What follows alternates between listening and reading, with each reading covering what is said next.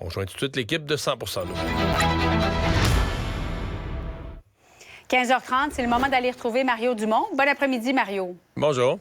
Deuxième semaine de grève qui commence pour des milliers d'enseignants qui sont affiliés à la FAE. On va entendre tout de suite la présidente de la FAE, suivie du ministre de l'Éducation, Bernard Drinville. On dit qu'il faudrait que les centres de services se dotent d'un protocole d'accueil. On ne vous parle pas d'ouvrir des classes, on ne vous parle pas d'ajouter des profs, on vous parle de bien évaluer les élèves. Même ça, en ce moment, les centres de services ont de la difficulté à nous dire, oui, ils ne veulent pas se créer d'obligations. Les centres de services scolaires, quand ils n'ont pas d'obligations, c'est parce qu'ils veulent se donner le droit de ne pas être obligés de le faire. Et ça, après ça, c'est les profs, c'est le personnel scolaire qui paye pour. C'est pas vrai. Ça, là, il y a des affectations qui se font au mois de mai, il y a des affectations qui se font au mois de juin, mais malheureusement, il y en a beaucoup trop qui se font au mois d'août. Et là, que la FAE parle à ses membres et qu'ils s'entendent. Mais moi, de me faire dire qu'on ne peut pas le faire parce que ça relève d'une autre entente, bien là, on est en train de négocier, là. Mario, as-tu l'impression que les partis se sont rapprochés? Non. Non. Hein? J'ai l'impression en plus qu'on complique tout de part et d'autre. J'ai l'impression aussi que, je sais pas, c'est comme des vieux problèmes qui semblent exister et que là, on se dit qu'on va essayer de tout régler dans le cadre d'une négociation. La semaine n'est pas facile pour la FAE, quoi qu'on dise, là, parce que les autres syndicats, qui sont plus gros et qui ont des fonds de grève pour compenser à leurs membres, eux, sont rentrés au travail. Et je pense bien qu'il y a quelque part où à la FAE, on devait se dire, quand on est parti en grève jeudi passé, quand on a annoncé qu'on serait en grève générale illimitée à partir du 23 novembre, on a dû se dire, là, on met la pression sur les autres, puis ils n'auront pas le choix, tous les autres syndicats, d'embarquer en grève générale illimitée. Puis là, tout à coup, le Front commun, la FIC, les autres syndicats, incluant dans le Front commun, il y a la CSQ, qui est l'autre syndicat d'enseignants, disent non, pour cette semaine, il n'y a pas de journée de grève, on laisse travailler, on a nommé un conciliateur, on laisse travailler le négociateur pour essayer de négocier des choses.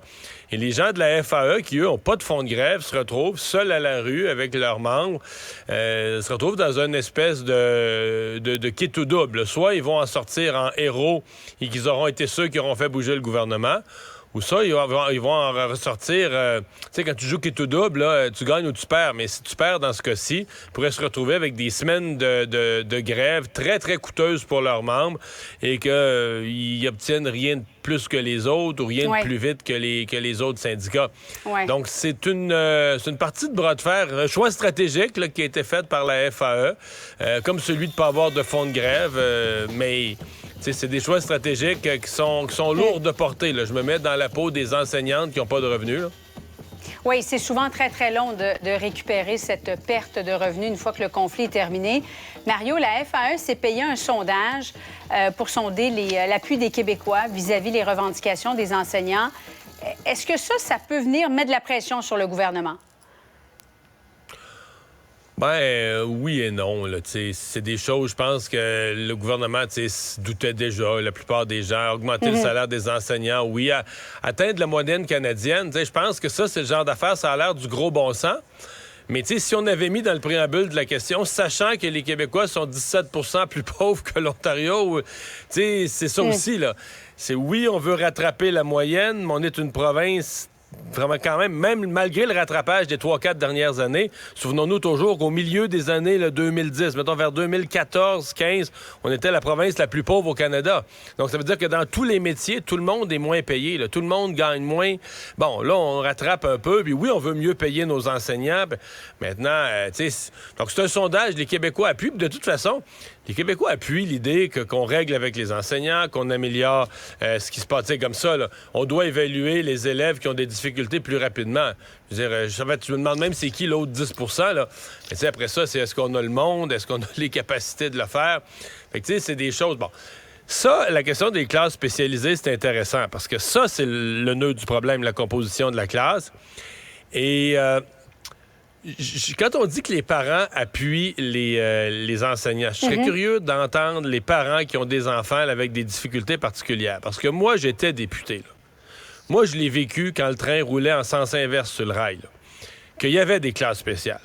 que les parents, que leurs enfants allaient dans des classes spéciales, venaient nous dire, là, ça n'a pas de bon sens, mon enfant est isolé, puis il est mis à part, puis il pourrait les inclure dans les groupes. Puis ça, là, c'est pas un ministre de l'Éducation qui a pensé à ça la nuit, qui s'est réveillé le matin, puis qui s'est dit, je vais les inclure. Là.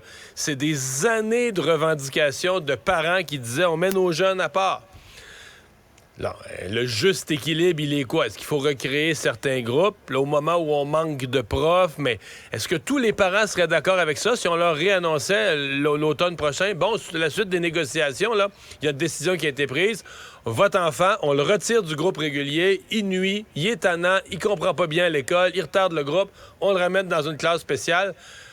Puis qu'on pense que les parents vont tous applaudir ça puis dire « Ah ben je suis tellement content, moi j'appuyais la FAE, puis là, je les appuie encore. » Tu sais, c'est pas si simple. Mais est-ce qu'il y avait le système à 3 vitesses à ce moment-là, Mario, où la crème va au privé, par la suite, tu as le sport-études au public, et tu as ceux qui sont incapables d'être dans le sport-études, qui sont dans le régulier, puis là, tu te retrouves avec davantage d'élèves qui ont des difficultés? Moi, en ce qui me concerne, il devrait y avoir des programmes de qualité pour tout le monde. Là, cette histoire de 3 vitesses, parce que c'est une façon d'attaquer le privé, d'attaquer les programmes particuliers. Mais tu sais, les programmes particuliers, là, ça stimule plein de jeunes, ça améliore la réussite scolaire. Mais oui, je comprends la difficulté, c'est que si on garde ceux qui ont les meilleures notes, on crée une classe vraiment avec ceux qui ont plus de difficultés. Mais de toute façon, il faut s'en occuper de tous ces jeunes-là. Puis toute cette affaire du 3 vitesses, tu sais, t'as même pas ça dans les régions, hein. T'as toute une partie du Québec qui vit pas ça, là, où en région, où tous les jeunes sont dans les mêmes groupes.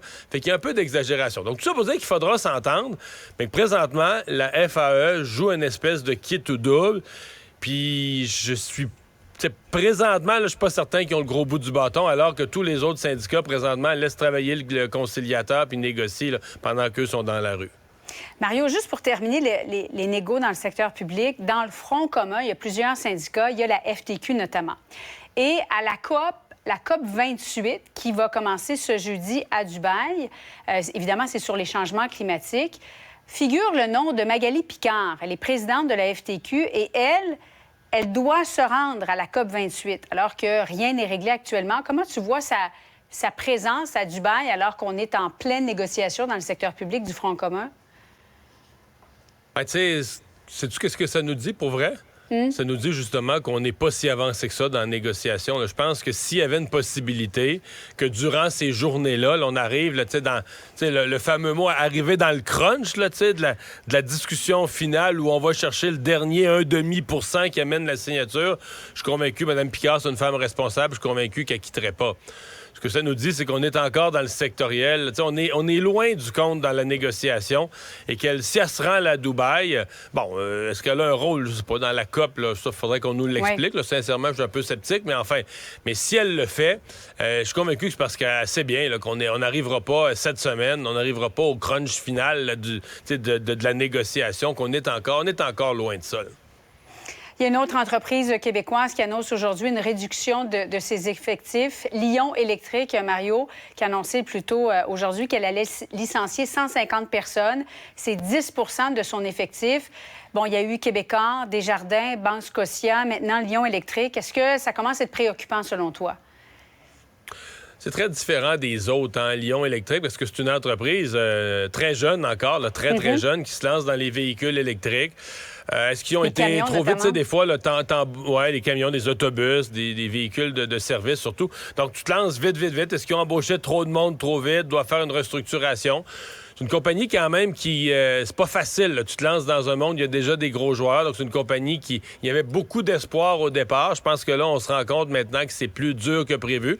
C'est certain que c'est rare là, d'habitude, dans cette phase de croissance-là, les entreprises embauchent. Là, tout à coup, on fait des mises à pied. Donc, c'est un petit peu inquiétant, un petit peu insécurisant. C'est une entreprise quand même que les gouvernements ont beaucoup aidé. Encore, à peu près il y a 2 ans, M. Trudeau, M. Legault étaient conjointement là à faire des annonces avec eux. Mais bon, croisons-nous les doigts que ce n'est disons, dans la phase de la croissance, là, que c'est un petit ajustement à faire, là, que c'est pas plus grave que ça. En même temps, toutes les entreprises ressentent. Tu sais, au Canada, nos gouvernements, la Québec et Ottawa, ont fait une mise à jour économique dans laquelle ils ont fait leurs prévisions de croissance pour 2023, 2024. une économie stagnante là, pour quasiment toute la prochaine année. C'est certain que dans la demande, les entreprises s'en ressentent peut-être un peu aussi. Là. Mario Dumont, merci beaucoup. Bonne fin d'après-midi à toi.